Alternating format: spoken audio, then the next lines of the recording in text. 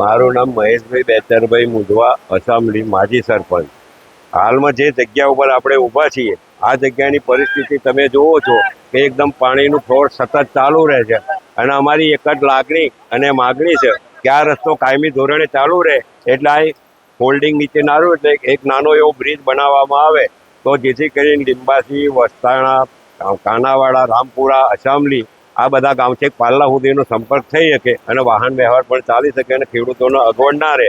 અને બ્રિજ થાય એટલે વારંવાર જ્યાં ઘર્ષણ ખેડૂતો એકાબીજી તોડવા દઈએ ના તોડવા દઈએ એની જગ્યાએ આ પાણી વહી રહે અને વહીવટી તંત્રએ વહેલી તકે આના પગલાં લેવા જોઈએ, જેથી કંઈ ખેડૂતોનામાં ઘર્ષણ ના થાય. એટલે મારી વારંવાર માગણી છે કે આ જે હાલમાં ઉભા છે આ જગ્યા ઉપર આપણો બ્રિજ બની જાય તો આ કાયમી ધોરણે આ પ્રશ્ન હલ થઈ જાય. મારું એ વહીવટી તંત્રને કહેવાનું છે.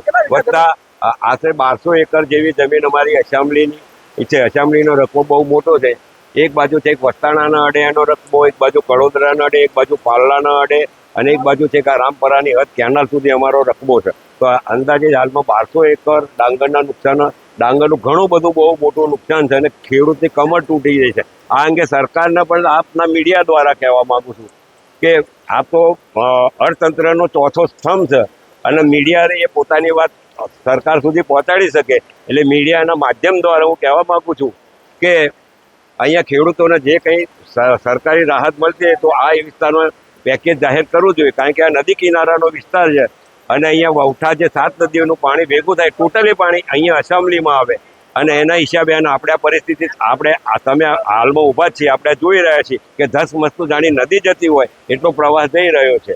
વત્તા વહીવટી તંત્રએ પણ નિકાસની ખાતે કામગીરી વહેલી તકે કરે અને એક બ્રિજ બની જાય તો કાયમી ધોરણે આ પ્રશ્ન હલ થઈ શકે એમ છે. આટલું મારી સરકારશ્રીને વિનંતી અને આપ મીડિયાવાળા અમારો આ સંદેશો પહોંચાડો એવી અમારી લાગણી અને માગણી. જોશી ભાનુશંકર બચ્ચુભાઈ, હું એક કાર્યકર છું બીજેપીનો અને મિલરામપુરા ગામનો ખેડૂત અને ભૂદેવ છું. મિલરામપુરા ગામ અને અસામલીથી નીકળતો અલંકાર કુદરતના ઓલાથી વરસાદ બહુ પડ્યો. વરસાદ એ આપણા હાથમાં નથી, ભગવાનનું છે. વરસાદ બહુ પડવાથી પાણી અલંગ ઠેકીને આવ્યું, અલંગનો પાળો. તો અસામલીના મોટું 200-500નું ધારું આવી અને કે અમે અહીંયા મોટો નિકાળો કરી નાખવી એટલે બધું પાણી અમારા મિલરામપુરામાં આવે અને અલંગથી મિલરામપુરા ગામ 7 ફૂટ નીચું ગામ છે. એવી ભૌગોલિક પરિસ્થિતિ છે. જો અહીંયા કાપીને કાઢી નાખે પાણી તો અમારા ગામમાં 200 થી 250 ઘર પડી જાય. ડાંગર તો અમારી બુડી જાય છે પણ પડી જાય. પછી અમે એમએલએ સાહેબને વાત કરી, મામલતદાર સાહેબને વાત કરી. એમએલએ સાહેબે કલેક્ટરને તાબડતોબ કહી અને બંધ રખાયું.